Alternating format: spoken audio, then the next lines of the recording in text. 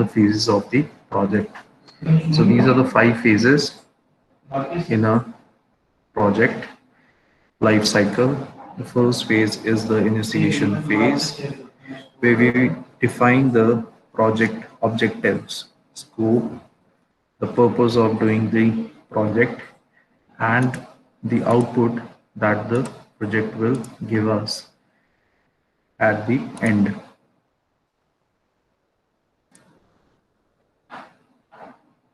So with this, we'll set the project teams, we'll set up a project office, we'll review the project, and we'll gain the project approval to begin the next phase, which will be the planning phase. Planning phase, which is the second phase of the project life cycle, it involves creating the plans to guide your project team. जब भी आप किसी project पे काम करते हैं, आपके पास एक प्रोजेक्ट टीम बनती है। प्रोजेक्ट टीम के अंदर हर तरह के लोग होंगे, फंक्शनल मैनेजर्स होंगे, मैनेजमेंट होगी, कोई लोग टेक्नोलॉजी से होंगे, कोई रिसोर्स एलोकेशन के बंदे होंगे। सो इन प्रोजेक्ट टीम्स को आप गाइड करोगे अबाउट द प्लान्स जो भी आपने क्रिएट करने हैं। एंड ये जो प्लानिंग फेज है, ये आपको हेल्प करेगा मैनेज करने में टाइम, कॉस्ट, क्वालिटी, कोई भी चेंजेस लेके आने हैं आपने ऑनगोइंग प्रोजेक्ट के अंदर, एंड जो भी आप इश्यूज को सॉल्व फेस करोगे तो उनके सॉल्यूशंस को प्रोवाइड करने के अंदर। For example, at the initiation phase meeting, the clients need to understand, you have to understand about the goals of the clients कि client जो भी प्रोजेक्ट के ऊपर आपके साथ काम कर रहा है, जो भी प्रोजेक्ट कंपनी काम कर रही है, उसके क्लाइंट के गोल्स क्या हैं, उसके ऑब्जेक्टिव्स क्या हैं, what do they want in their project. So इसके लिए हम एक एग्जांपल कंसिडर कर रहे हैं। Consider a project where it is further required to expand the functionality of a company's website. तो उसके अंदर हमें किस चीज को अंडरस्टैंड करने की जरूरत है। It would require an initiation phase in the form of क्या हमें उस चीज के अंदर रिक्वायर्ड है एंड क्या चीजें उसके अंदर रिक्वायर्ड नहीं है, उस चीज का फर्दर पर्पस क्या है। So over here, with an expansion in the feature on the website and to make it available, the company must provide capital. Company के पास उतना funding को easily handle कर सकता है। Resources होने चाहिए। Resources के अंदर क्या चाहिए आपको? मटेरियल, अगर वो मटेरियल वाला प्रोजेक्ट है, फिर ह्यूमन रिसोर्सेज चाहिए, लोग जो उस तरह की नॉलेज रखते हैं उस प्रोजेक्ट के ऊपर काम करने के लिए, एंड टेक्नोलॉजी, लेटेस्ट टेक्नोलॉजी, क्योंकि आजकल कंपटीशन है, हर कोई लेटेस्ट टेक्नोलॉजी के साथ जाएगा। जो भी आपने प्रोजेक्ट का वर्क करना है वो with the should be matching the latest technology and determine it's feasibility, कि जो भी आप प्रोजेक्ट को करने जा रहे हो इनिशिएशन फेज के अंदर, क्या वो फिजिबल है कि नहीं है। And in the planning phase along with the customer, you have to create the aspects of the project, finding the appropriate team of people to work on the project, budgeting the project. The next phase is the execution phase. After planning comes the third phase, which is the execution phase, where we will turn our goals into the reality. जो हमने initiate किया, planning कर ली, initiation के बाद planning कर ली, कौन से teams लगानी है, कितना कैपिटल है, कौन से रिसोर्सेज एलोकेट करने हैं, क्या क्या चीज़ें चाहिए, जो भी इश्यूज आएंगे, कॉस्ट कितना इन्वॉल्व होएगा, उसके बाद हम उस चीज़ को एग्जीक्यूट करते हैं। एग्जीक्यूशन के अंदर हमारे जितने भी गोल्स हैं या ऑब्जेक्टिव्स हैं, जो भी चीज़ हमने बनानी है, क्रिएट करनी है, उसको रियलिटी में चेंज करते हैं। फॉर एग्जांपल, अगर मैं एक बिल्डिंग को कंस्ट्रक्ट करना चाहता हूँ, सो मैं प्लानिंग फेज के अंदर अपनी कॉस्ट बजट को देखूंगा, कितना कैपिटल कंपनी इन्वेस्ट करना चाहती है उस चीज़ पे। तो बिल्डिंग बनाने के लिए मेरे को चाहिए क्या है? लेबर चाहिए, लेबर आवर्स चाहिए, लोकेशन कि उसकी विसिनिटी में या कॉन्ट्रैक्टर लोकल कॉन्ट्रैक्टर है वो मेरे को उतना लेवल दे रहा है कि नहीं दे रहा, लेबर आवर्स उतने मिल रहे हैं कि नहीं मिल रहे। बिल्डिंग मटेरियल्स के अंदर मैं देखूंगा कि कॉस्ट इफेक्टिव बिल्डिंग मेरे को क्रिएट करनी है, तो बिल्डिंग मटेरियल्स के अंदर मैं ये चाह रहा हूँ कि मैंने स्टील स्ट्रक्चर क्रिएट करना है या कंक्रीट स्ट्रक्चर क्रिएट करना है या मैंने वुड का यूज करना है। तो जो भी कॉस्ट इफेक्टिव या कॉस्ट बजट मेरे पास है, जो भी मेरे को रिक्वायरमेंट चाहिए, वो मैं बजट करके रख लूंगा अपना प्लानिंग फेज के अंदर। And then constructing the building, that is the execution phase. ये वाला जो फेज है एग्जीक्यूशन वाला, it is the longest phase and it depends on दो तरह के कर्व्स आते हैं इन फेजेस के अंदर। One curve is a J shape curve and one is the S shape curve. ये जब वैसे ही जैसे ही आप एस शेप बनाओगे एंड जैसे आप जे शेप बनाते हो, उसी तरह के कर्व्स हैं।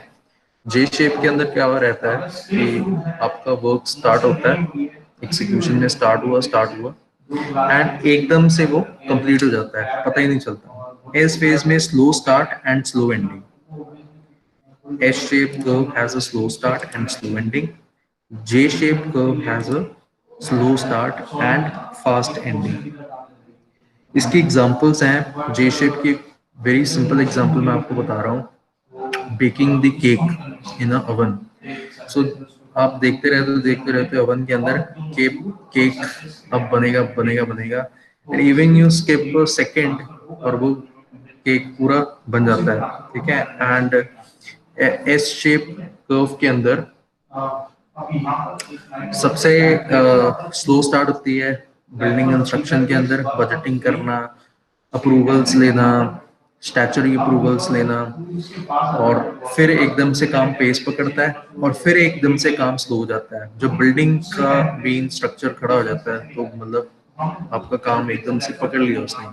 बट उसकी बिल्डिंग के फिनिशिंग प्रोसेस में, फिनिशिंग प्रोसेस कंस्ट्रक्शन और बिल्डिंग के अंदर क्या क्या चीजें इंक्लूड होती हैं, जहाँ पे विंडोज आनी या फ्लोरिंग करना या उसके बिल्डिंग के आउटलुक के ऊपर वर्क करना, या अगर कुछ कुछ भी इस तरह की चीजें हैं जिसके अंदर फिर से वो स्लो एंडिंग के फेज में चला जाता है।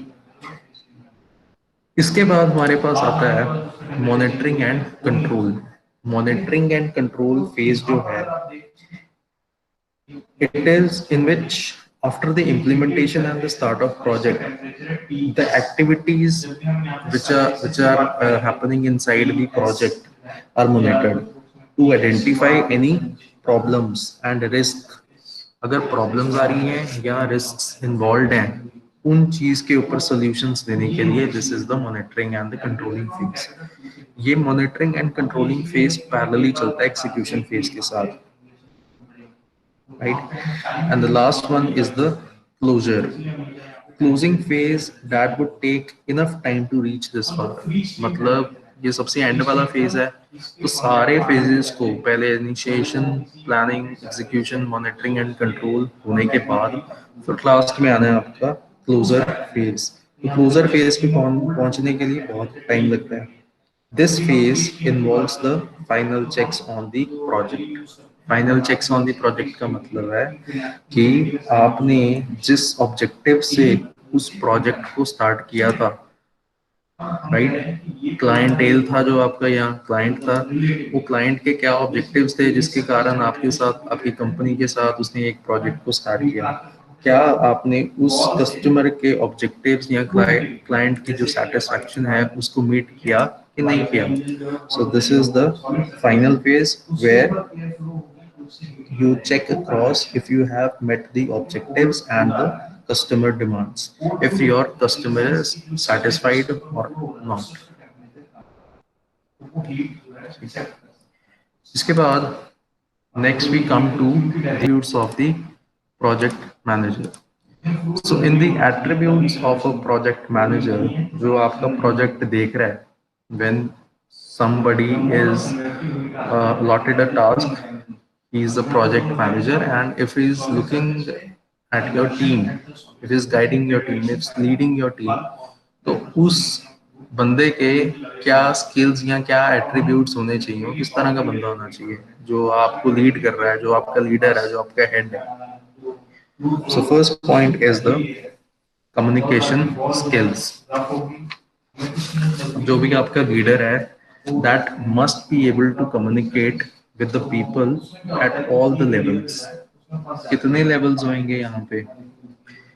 आपके प्रोजेक्ट टीम के अंदर हर तरह का बंदा काम करेगा, जिसका एक डिफरेंट लेवल ऑफ कम्युनिकेशन होगा। अब मैं अपनी क्लास की बात ही करूँ, या हम जिस क्लासेस से बिलोंग करते थे, तो 10% लोग होते थे जो अच्छी तरह इंग्लिश बोल सकते थे, ठीक है। 50% लोग होते थे जो हिंदी में एक अच्छा कम्युनिकेट करते थे, 40% लोग होते थे जिनको मिक्स लैंग्वेज समझ आता था। सो कम्युनिकेशन स्किल्स, अगर मैं बात करूं हायरार्की की, एक टॉप मैनेजमेंट का बंदा, जो एडमिन लेवल का बंदा होता है टॉप का, जो सीईओ है, जो एमडी है कंपनी का, अगर वो कोई ऑर्डर पास करेगा तो नीचे तक आने के लिए जो एक आईटीआई लेवल का बंदा या फ्लोर लेवल का बंदा है, उस तक आने के लिए कम्युनिकेशन गैप ब्रेक होता रहता है। जो उस बंदे ने कम्युनिकेशन करी होती है वो नीचे वाले बंदे तक पहुंचती नहीं उस फॉर्म में। So that phase keeps on breaking.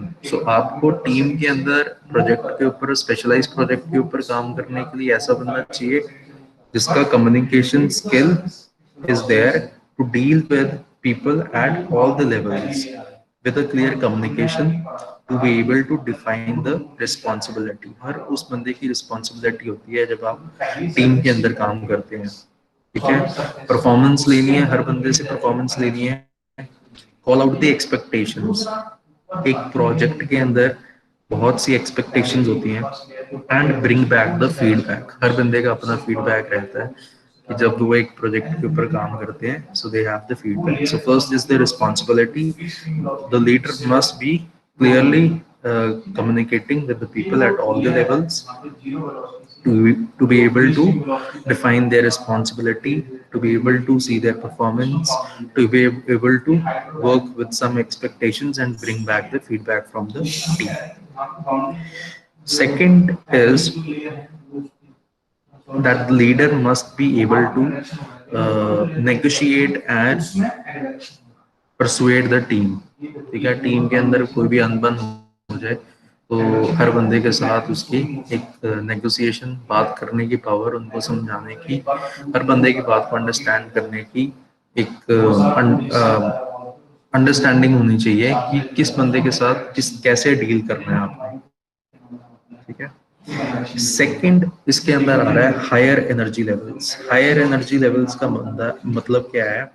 इसका मतलब है कि वो जो आपका लीडर है, he should be always positive, ठीक है। हमेशा पॉजिटिव एनर्जी के साथ काम करना चाहिए उसको।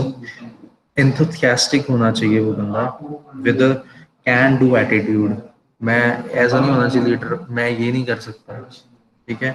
हाँ, मैं कर सकता हूँ, can do attitude, to get things going on, जिसको देख के आपको पॉजिटिविटी मिले। ऐसा ना हो कि उसको देख के आपको यार क्या यार ये फिर से सिर पे आके बैठ गया। सो कमिटमेंट होनी चाहिए उस बंदे की towards it's goals. Show optimism and confidence. Optimistic होना चाहिए बंदा, एंड उस बंदे के अंदर कॉन्फिडेंस होना चाहिए। सो these are the attributes of a person with the higher energy levels. First comes is the he should be enthusiastic, should always be positive with a can do attitude, and he should be committed with its goals. He should show positivity and confidence। इस तरह के बंदे के साथ, team leader के साथ आप काम करोगे, सो इट्स गुड कि जो भी आप जिस भी चीज पे, जिस भी ऑब्जेक्टिव के ऊपर, या जो भी आपका स्कोप है प्रोजेक्ट का, can surely achieve that objective.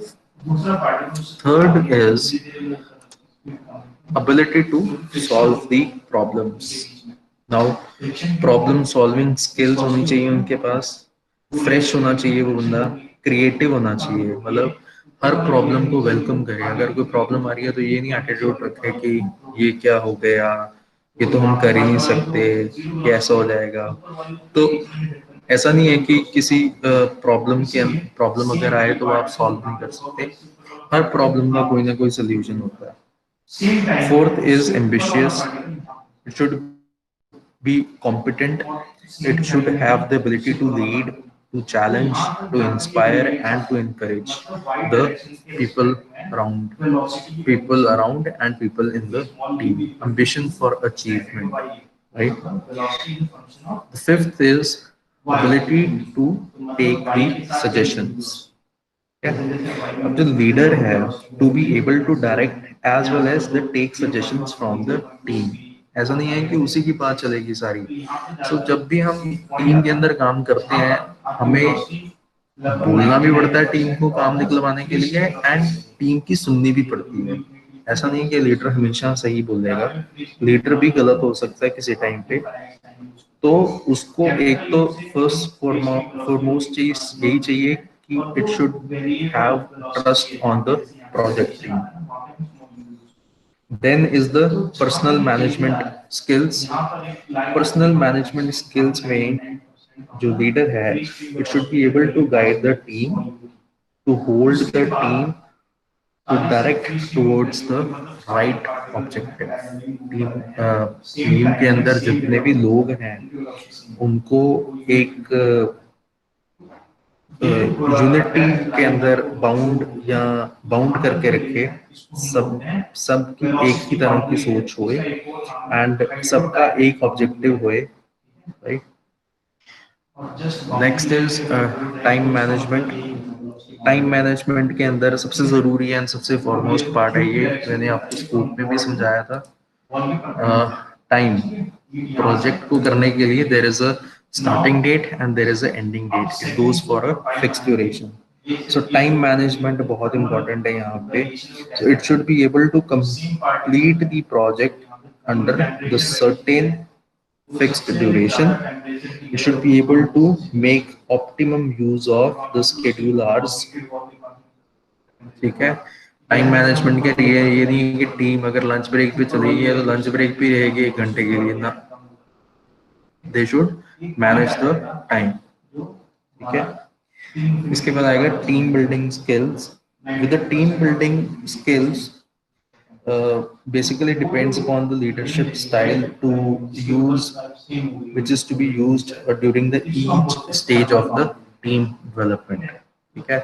सो ये सारे एट्रीब्यूट्स हैं कि जो लीडर के अंदर होने चाहिए। कम्युनिकेशन, अच्छी कम्युनिकेशन, सारे तरह के लोगों के साथ, हर लेवल पे जो लोग होते हैं उनके साथ इजीली कम्युनिकेट करना, हायर एनर्जी लेवल्स, एम्बिशियस होना चाहिए, पॉजिटिव होना चाहिए, पॉजिटिविटी दिखनी चाहिए उसकी काम के तरफ, ability to solve the problems, ambition for achievement, ability to take suggestions from the team and give it to the team। बंदे को जोड़ के रखे टीम के अंदर। Time management, team building skills and entrepreneurial skills. Entrepreneurial skills selling skills होनी चाहिए। Next comes the projects. क्योंकि ऐसे प्रोजेक्ट भी होते हैं जो इनिशिएशन स्टेज पे फेल हो जाते हैं, कुछ प्लानिंग स्टेज तक जाते हैं फिर बंद हो जाते हैं। एग्जीक्यूशन में जैसे आप ऑन द रोड साइड्स कई जगह पे देखा होगा कि बिल्डिंग प्रोजेक्ट्स रहते हैं, बनते हैं, एग्जीक्यूट हो रहे होते हैं एंड फिर फंडिंग की कमी होती है पीछे से and they are stopped in between, वो कभी भी कंप्लीट ही नहीं हो पाते। Same goes for this Kharar highway जो फ्लाईओवर बन रहा है, वो एग्जीक्यूशन स्टेज पे ही अभी तक, वो पूरी तरह कंप्लीट तैयार नहीं हुआ। मॉनिटरिंग एंड कंट्रोल में क्या प्रॉब्लम्स आ रही थी। Why do we need projects? So the first reason is the productive asset. They are the productive asset of a company, of any organization. So how they are the productive assets? Because they are responsible for the economic development of the organization with the optimum use or the limited use of the resources।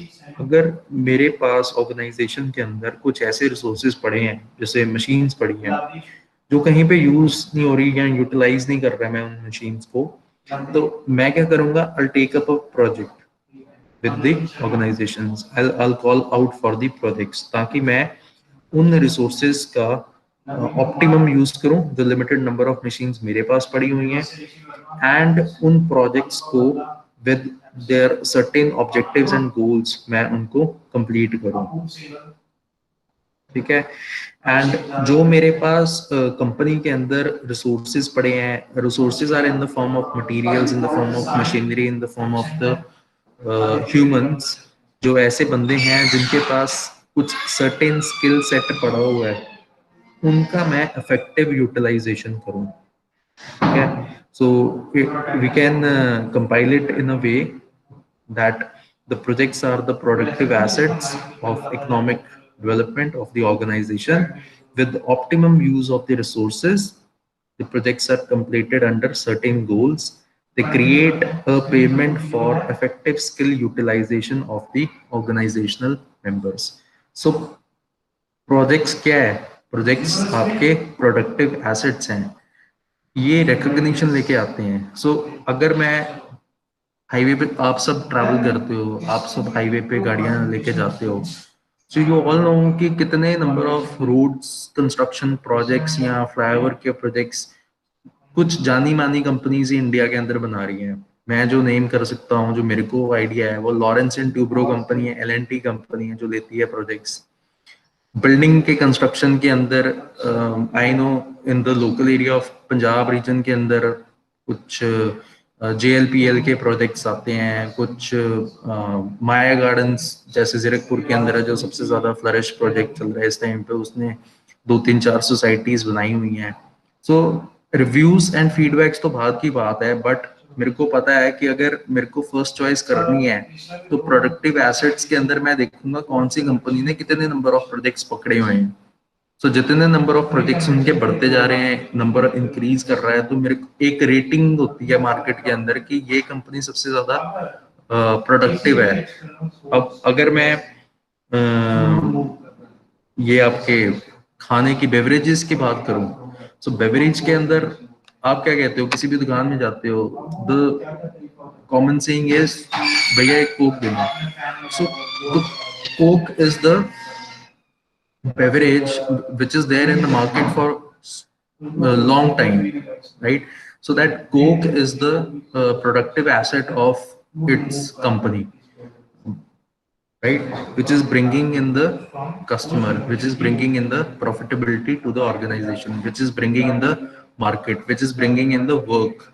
And जो भी उस company के अंदर employees काम कर रहे हैं, उनका वो ब्रेड एंड बटर है, the Coke, the product Coke. So Coke is the productive asset of its organization. Second आता है इसके अंदर कंपेटिटिव बिजनेस। प्रोजेक्ट्स के कारण क्या बनता है? बिजनेस क्रिएट होता है, एक साइकिल क्रिएट होता है। अगर किसी कंपनी के पास प्रोजेक्ट नहीं है, वो क्या बिजनेस करेगी मार्केट के अंदर? कुछ भी नहीं, उसके साथ कोई कंपटीशन नहीं होएगा। सो many new businesses which are coming up, it is a phase to keep the business in line. That can be achieved through the customer satisfaction, improving the quality, timely delivery, increasing the product features. And more over उस business को increase कैसे कर सकते हो? Custom made products बना के। अब I forgot the, पता नहीं आपकी जनरेशन के टाइम पे वो कन्वर्स एक शू कंपनी थी। If you are all listening very carefully, shoe market के अंदर जो फेमस स्पोर्ट शूज हैं, that is Reebok, Adidas, Nike होती थी किसी टाइम पे, नाइकी या नाइकी एयर, या फिला होती थी किसी टाइम पे। अच्छी कंपनीज मेरे टाइम पे फिला होती थी या नाइकी एयर होती थी। तो these were the reputed shoe companies जो स्पोर्ट्स बिजनेस में आती थी। आने वाले टाइम में they got replaced with more international brands which were coming in the market, जैसे क्या नाम है उसके, Asics. Asics is the brand which has occupied the market at this time. Reebok company जो शू की थी, वो किसी वजह से उनके अंदर वो बंद हो गई। They are not in the market right now. So एक कस्टम मेड प्रोडक्ट्स की कंपनी है जो फ्लैट शूज बनाती थी। They were not sport shoes. Converse नाम की कंपनी थी, एनीबडी कैन रिमेम्बर। उनकी वेबसाइट पे अगर आप विजिट करते थे ना, तो आप अपनी मर्जी का सोल का कलर, अपनी मर्जी का शू का क्लॉथ का कलर, अपनी मर्जी के लेसेस, यू कुड हैव, मतलब आप अपनी चॉइस के कॉम्बिनेशंस, कलर कॉम्बिनेशंस लेके आप शू को क्रिएट करके उसको ऑर्डर कर सकते थे। सो कस्टमर की जो भी नीड्स हैं, अगर कंपनी एक ऐसा बिजनेस खड़ा है जो आपकी नीड को सेटिस्फाई कर रहा है और आपकी डिमांड को अज्यूम करके उस चीज को बनाने की कोशिश कर रहा है, सो इस तरह के कंपैटिटिव बिजनेस के लिए हम प्रोजेक्ट्स का यूज करते हैं ताकि उसकी मार्केट के अंदर डिमांड बनी रहे। नाउ अगर मैं किसी और एग्जांपल के बारे में सोचूं कि एक कंपैटिटिव बिजनेस दे रहा है, तो कल मैंने एक एग्जांपल परसों मैंने अज्यूम करी थी between the supply of milk products. पहले पंजाब में या हरियाणा वाली स्टेट में सिर्फ एक ही मिल्क सप्लायर था, जो प्राइवेट मिल्क सप्लायर था, जो वेरका हुआ करता था। आने वाले टाइम में the market got expanded and Verka के कंपटीशन में mother dairy, Amul, Vita and और तरह के प्रोडक्ट्स आ गए और कंपनीज आ गई। सो इस तरह से अगर बिजनेस के अंदर कंपटीशन है और हमें डिफरेंट प्रोजेक्ट्स को अंडरटेक करना पड़ता है ताकि एक कंपनी के बारे में हम जानें कि कितना सक्सेसफुल उनका प्रोजेक्ट मैनेजमेंट या प्रोजेक्ट को संभालने का तरीका है, और वो जो कंपनी होएगी, जो ऑर्गेनाइजेशन होएगी, वो उतनी ही ज्यादा सक्सेसफुल रहेगी।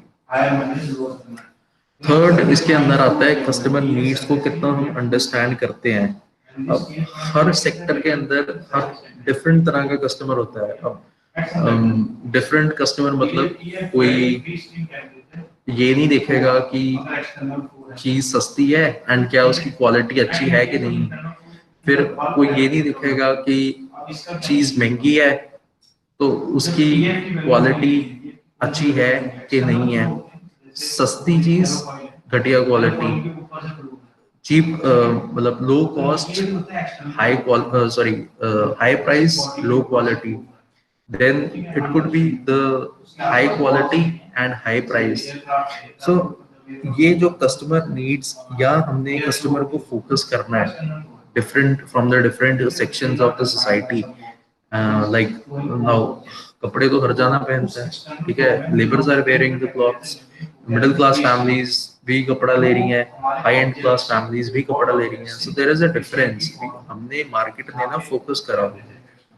तो जो ये क्या कहते हैं इसको, बहुत कंपनीज हैं ये फोकस करके रखती है अपना।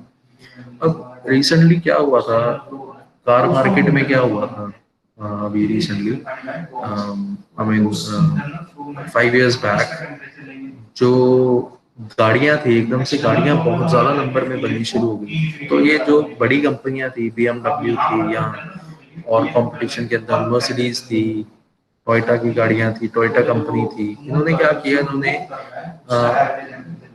छोटे व्हीकल्स पे, जो कौन सी सेगमेंट कार्स आप बोलते हैं इनको, छोटे सेगमेंट वाली गाड़ियां इन्होंने निकालनी शुरू कर दी, फोकस करना शुरू कर दिया उन गाड़ियों पे। क्यों करना फोकस शुरू किया? मार्केट में रहने के लिए, कस्टमर की नीड को फुलफिल करने के लिए। कस्टमर को क्या चाहिए एक गाड़ी के अंदर? मेरे को जी अलॉय व्हील्स चाहिए, मेरे को जी अच्छा एसी चाहिए, म्यूजिक प्लेयर होना चाहिए, उसके अंदर एक वो सनरूफ होना चाहिए और माइलेज अच्छी होनी चाहिए। सबसे पहली डिमांड रहती है माइलेज अच्छी होनी चाहिए। So with all the constraints that were coming up, traffic बढ़ रहा है सड़क पे, गर्मी बहुत हो रही है, तो कस्टमर की नीड्स उस तरह से एवोल्यूट होती रहती है। सो एवोल्यूशन की वजह से आप उस चीज को कस्टमर की डिमांड के साथ साथ चेंज करते रहते हो। सो इसलिए मेरे को जो भी फोकस करना है वो डिफरेंट क्लासेस या डिफरेंट सेक्टर्स ऑफ कस्टमर्स को फोकस करना है, which can be only achieved through a team based approach. So जितने भी हम प्रोजेक्ट्स पे काम करते हैं, अगर मेरे को एक डेफिनेट क्लास ऑफ कस्टमर पे, लो क्लास, मीडियम क्लास या हाई एंड क्लास कस्टमर्स पे मेरे को फोकस करना है, तो मेरे को उसी वजह से अपने उसकी ही मॉडिफिकेशन की वजह से मेरे को अपने टीम्स को मॉडिफाई एंड टीम्स को बना के रखना पड़ेगा, ताकि वो वाले प्रोजेक्ट एक सर्टेन क्लास को या कस्टमर नीड को फोकस कर पाए। लास्ट में इसके अंदर आता है, प्रोजेक्ट्स के अंदर आता है टीम वर्क। सो आप एक ऑर्गेनाइजेशन के अंदर एक रेगुलर एम्प्लॉय को और एक प्रोजेक्ट टीम वाले एम्प्लॉय को किस तरह से डिफरेंशिएट कर सकते हो। जो प्रोजेक्ट वर्क होता है वो हमेशा आपका टीम बेस्ड सेटअप होता है, और रेगुलर एम्प्लॉय जो होता है ऑर्गेनाइजेशन के अंदर, वो प्रोजेक्ट्स के ऊपर काम नहीं करता, वो रेपिटेटिव टास्क के ऊपर काम करता है। टीम वाले बंदे एक स्पेसिफिक प्रोजेक्ट के ऊपर काम करेंगे, एंड जब वो एक स्किल सेट ऑफ पीपल को हम यूज कर लेते हैं within the team, so the project is completed. उसमें क्या होता है, the team is splitted and it is reshuffled, reformed to work on the new project। तो उस सेम स्किल सेट का बंदा हम किसी और टीम में, नई टीम में क्रिएट करके उसमें भी डाल सकते हैं, ताकि वो किसी और टाइप के प्रोजेक्ट के ऊपर भी काम कर पाए। So these are the focus that the projects in an organization gives us. It is the productive asset of the company. It gives us a competitive business. In the projects we work according to the customer needs, and it involves the teamwork from the people which are available in the organization.